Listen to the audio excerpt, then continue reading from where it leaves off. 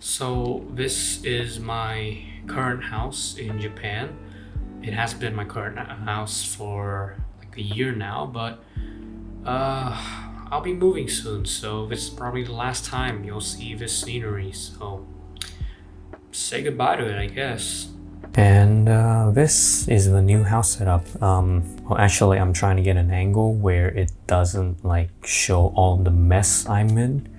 I've just moved, so it's very busy, but hey, this is gonna be the new look for now until I get things sorted out. And if you haven't noticed, I got a new microphone, so this should solve all of your audio problems. So Moondrop's been making a lot of sequels lately, what with the flagship Solis 2, the mid-ranger Starfield 2, and of course the budget Chu II, which we have covered on the channel. But we often forget that Moondrop's less talked about cousin, Tanchjim, which are also making new IEMs here, like the recent Kara. So now that I talked about that, I guess you guessed it, we're looking at the sequel to the Tanchjim 0, which is gonna be the 1. Now, what's changed and what stayed the same? Let's find out.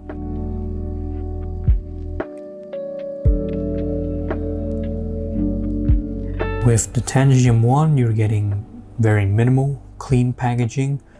You no longer get the waifu printed on the box anymore like the Tanchjim 0 though. Now it's just replaced with a render of the Tanchjim 1, so kind of boring. I did get this thick character card and a pack of Asano Tanch stickers though, so the weeb in me is mostly satisfied. I'm supposed to show you that, but I think I lost it in the moving process, so I'll get a picture I took before I lost them. I don't know if in later batches they'll be included, but that's kind of that for the anime portion. Aside from that, you do of course still get some standard specifications on the back and the exploded diagram of Tanchjim 1. Now once you slide out that outer sleeve, you get this inner box, which once again is adorned with this sort of fancy geometric pattern that glistens in the light. I hope you can see it there. I won't stop raving about this until it becomes more prevalent in other IM unboxings because it looks so cool. So you open up that inner box and you get the Tanchjim 1 in like this little pouch. We'll get to that later. As for the accessories and how they are presented, well, of course, you're going to be getting 3 pairs of narrowbore ear tips, 4 pairs of widebore ear tips in silicone, and you're gonna get a pretty nice smooth pouch, as well as a sort of short instruction manual, along with this little contact card. If you want to see these covered in more detail, you can always check my Tanchjim 0 review for that because they're essentially the same thing. So if you've seen the Tanchjim 0 before, then the Tanchjim 1 is a very similar looking IEM. You've got the familiar, very clean style of bullet housing, of course, with a curved nozzle, but now half of it is made of metal instead of being plastic with a metal textured plate like on the 0. And of course, you're getting the 1 written on the center here, as well as the Tanchjim logo, if you can see that. The part making contact with your ears though, this part, it's essentially the same as the one on the 0. Along with Tanchjim's, of course, a bit larger than usual nozzle, which may pose a bit of a problem for tips because it's quite hard to slide on. From the 0 to the 1, we see a similar evolution like the Chu to Chu II, which is now you get removable cables. I guess credit to Tanchjim, they didn't have to cut down on the unboxing or accessories to make it happen, unlike the Chu II. The cable of the 1 is also very similar, but of course also quite good. It's the same thing as the Tanchjim 0 as long as wires are concerned, but this time of course you get removable 2-pin connectors, and these are Tanchjim 2-pins, which the prongs are slightly longer than the usual 2-pin, which I find to be a good thing because they stick in a bit deeper and I've had a very good experience with Tanchjim 2 pins so far. And of course, by the Y splitter, you've got a sort of embossed text with 1 embossed on it instead of a 0 like the Tanchjim 0. And this cable also has a very nice Y splitter, which I'm always a big fan of. Moondrop keeps not including this. Why? I don't know. But this one stays on quite well. I guess the only gripe is that it only slides up to the microphone clump, which I kind of wanted to go a bit further beyond that, but you can't do much about it, I guess. Of course, speaking of that mic, let's get to the mic test. Unsurprisingly, the Tanchjim One's mic is the same as the one on the Zero, getting you okay clarity for basic calls, but don't expect any miracles. Of course, if you had bought the DSP version, the cable would be terminated into USB-C and would have its own built-in DAC that would further adjust the Tanchjim One sound. But since I only got the 3.5mm version, it's just the standard headphone jack as you've seen before. If for the Tanchjim 0, I recommended a warmer source to sort of balance out its neutral-ish bright signature, the One has enjoyed a quite subtle low-end boost that now does just fine on a neutral-sounding source. For ear tips, you can use either the narrow bores or the wide bores included in the box, which do an adequate job, but I'm gonna stick with my default go-tos, which are the Acoustune AET-07s, which I find the most comfortable. And I guess with all that out of the way, let's get to the sound of the Tanchjim One. So from the Chu 1 to the Chu 2, we saw a bass boost as the primary change, and the same development has happened from the Tanchjim 0 to 1, though the 1's low-end increase is much more subtle. Let's start with that bass now that we talked about it.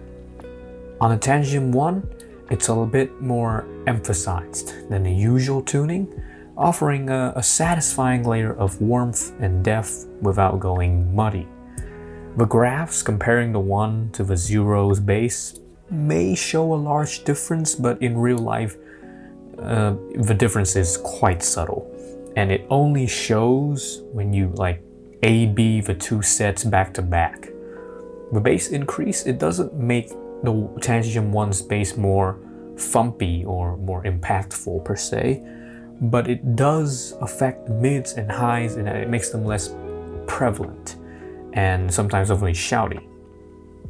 My gripe here would be that this bass boost applied to the Tanchjim 1, because it is applied to the same old driver, I think, from the Tanchjim 0, it has reduced the bass definition somewhat, though not at a deal-breaking level. Mid-range on the Tanchjim 1 is a bit less bright. It takes on a fairly neutral presentation that's being helped by the more filling lower frequencies. Its lower mids are still planted in neutral grounds, though it has seen a slight warmth increase, which is welcomed in my ears. Upper mids are where the changes are more easily picked out. We find this less shouty presentation, which still retains decent clarity and expresses music in a refined way, like other Tanchjims have been able to do. Vocals, they don't stand out in the center like the Tanchjim 0, but rather they stay alongside the musical elements. Now, I don't hate this mid-range, but I find it lacking a certain charm or any kind of focal point, and perhaps it is just a bit too safe, along with sometimes lacking separation, which results in the vocals and other details of music kind of competing for space. The treble on the Tanchjim 1 is about the same as the Zeros. It retains the competency we've come to expect of Tanchjim, giving extra clarity and air when needed, but it doesn't become sibilant or too spicy. The usual weaknesses though apply for a budget product here, with treble mostly being reduced to adding sharpness to music rather than having any action. Soundstage on the Tanchjim 1 is slightly above average, expanding slightly outside of your head. However, the soundstage height remains basic, with only slight deviations in arrangement of details, resulting in just okay imaging for the price. Now, as far as separation goes, the Tanchjim One performs well for its price and can sometimes portray micro detailing quite nicely, though for the most part, macro details will be up front and center. It does tend to choke a little bit on busy mixes when compared to the Tanchjim Zero, but technical ability on the whole remains similar to its predecessor. I've alluded to the Tanchjim Zero a lot in this review, so let's put it in a comprehensive comparison with the One. Unboxing wise, well, you get almost a carbon copy, with the One giving you extra anime merch to compensate for the lack of a waifu box, but build wise both are pretty much using the same material as well. Sound wise, if you blindfolded me and told me to tell the One from the Zero, I probably can't. The One enjoys a bit more warmth and depth, and its overall tonality is more neutral with bass, rather than the Zero is kind of neutral bright. But in certain songs, you really wouldn't notice much of a difference. The more identifiable difference is, although it's still quite hard to tell, is that the Zero has a bit more vocal emphasis, and along with it, a bit more shout than the One's more tame upper mid-range. Technicalities are kind of the same on both as well. And then you've got the Tanchjim One versus the Moondrop Chu II. Both are sequels with a lot of expectations to live up to, so let's take a look at both of them. The Chu's unboxing is alright, although I've noted how it's downgraded from the first, but I still think the Tanchjim One gives you more value and refinement. Build-wise, both are neck and neck, with the Chu II's metal shell possibly being a plus, but offset by the possibility of paint chipping. Both will be comfortable on your ears, but the Chu II edges out slightly on the comfort department and ergonomics due to the over-the-ear wearing style, as well as the smaller nozzle, slightly smaller at least. Now, as for the sound of these two, they're quite similar to each other as well, with slight deviations that will mostly depend on what's your preference. Although the low end of both the Chu II and the Tanchjim One are boosted from their predecessors, the Chu II has a bit more warmth and slam than the One. Mid-range on both are quite similar, but the overall presentation of the One is slightly more present. The Chu II, it sounds ever so slightly darker on some songs, and it's especially a bit darker when compared to the Tanchjim One. Technicalities are also, I guess, roughly equal, with the Chu II still edging out with a slight imaging advantage. You'll be happy with both of these IMs, and I would recommend that you really get to try and test them out in real life, because they're similar sounding enough that I'm probably having to overemphasize the differences a bit just to make it a bit clearer for you. So at the end of the day, I think the biggest takeaway from the Tanchjim One is that you should get the DSP version. If only for the novelty of the sound changes that it adds to the IM. As for the 3.5mm version that I got, it adds removable cables, a subtle low-end boost, and some adjustments to an already decent upper mid-range from the previous release, the Tanchjim Zero.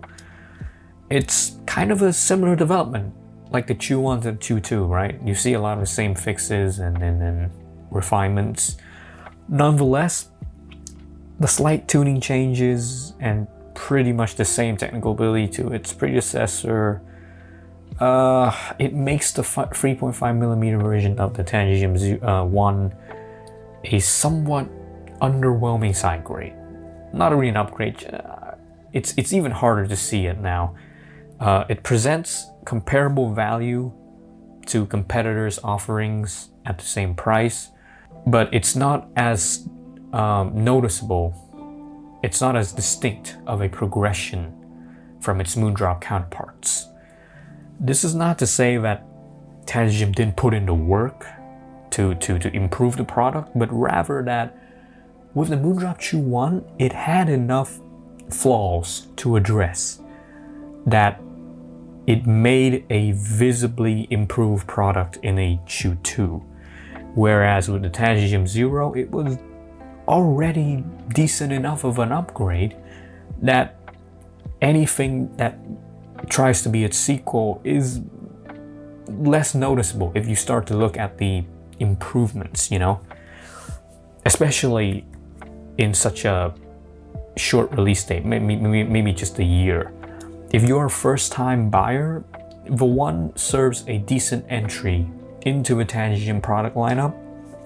If you want to upgrade to a Tanchjim Zero though, perhaps a higher tiered product may be more suitable, of which Tanchjim also has many solid releases.